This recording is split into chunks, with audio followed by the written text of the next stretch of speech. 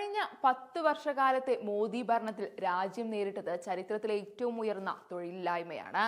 2014 തൊഴിലില്ലായ്മ നിരക്ക് 5.44%, 2024 9.2% ഉയർന്നതായി കണക്കുകൾ സൂചിപ്പിക്കുന്നു. വരുന്ന ബജറ്റ് പ്രഖ്യാപനത്തിലെങ്കിലും തൊഴിലില്ലായ്മ മറികടക്കാനാകുമെന്ന പ്രഖ്യാപനങ്ങൾ ഉണ്ടാകുമോ എന്നാണ് രാജ്യം ഉറ്റുനോക്കുന്നത്.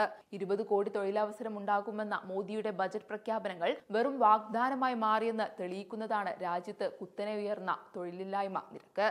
ഇൻസ്റ്റിറ്റ്യൂട്ട് ഓഫ് ഹ്യൂമൻ ഡെവലപ്മെന്റും ഇന്റർനാഷണൽ ലേബർ അസോസിയേഷനും സംയുക്തമായി തയ്യാറാക്കിയ റിപ്പോർട്ടിൽ തൊഴിലില്ലായ്മ നിരക്ക് അതിരൂക്ഷമാണെന്ന് വ്യക്തമാക്കുന്നു. മോദി സർക്കാർ അധികാരത്തിലേറിയ 2014 രാജ്യത്തെ തൊഴിലില്ലായ്മ നിരക്ക് 5.44%, 2024 ജൂണിൽ 9.2% ഞെട്ടിക്കുന്ന കണക്കുകളാണ് പുറത്തുവന്നത്.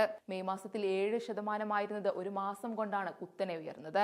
2023 ജൂണിൽ ഇത് 8.5%. ഇന്ത്യയിൽ തൊഴിൽരഹിതരായ ഇന്ത്യക്കാരിൽ 83% യുവാക്കളാണെന്നും കണക്കുകൾ വ്യക്തമാക്കുന്നു. സ്ത്രീകളുടെ തൊഴിലില്ലായ്മ നിരക്ക് ജൂൺ മാസത്തിൽ ദേശീയ ശരാശരിയേക്കാൾ 18% ഉയർന്നു. കഴിഞ്ഞ വർഷം ഇതേ മാസത്തെ കണക്കുകൾ 15.1%. ഗ്രാമീണ മേഖലകളിലെ തൊഴിലില്ലായ്മ നിരക്ക് രൂക്ഷമായി തുടരുന്നതും റിപ്പോർട്ടിൽ പറയുന്നു. 2024 മെയ് മാസത്തിൽ ഗ്രാമീണ മേഖലയിൽ തൊഴിലില്ലായ്മ 6.3% ജൂണിൽ 9.3% വർദ്ധിച്ചു. തൊഴിൽ ശക്തിയുടെ 90% അസംഘടിത മേഖലയിലാണ് പണിയെടുക്കുന്നത്.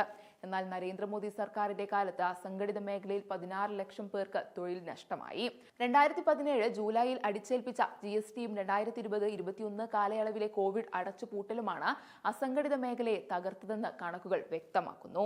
കേന്ദ്ര സർക്കാർ പോസ്റ്റുകളിൽ ഒഴിഞ്ഞുകിടക്കുന്നത് 30 ലക്ഷം ഒഴിവുകളുണ്ടായിട്ടും കണക്കുകളെയെല്ലാം തള്ളി രക്ഷപ്പെടാനുള്ള ശ്രമമാണ് BJP നടത്തുന്നത്.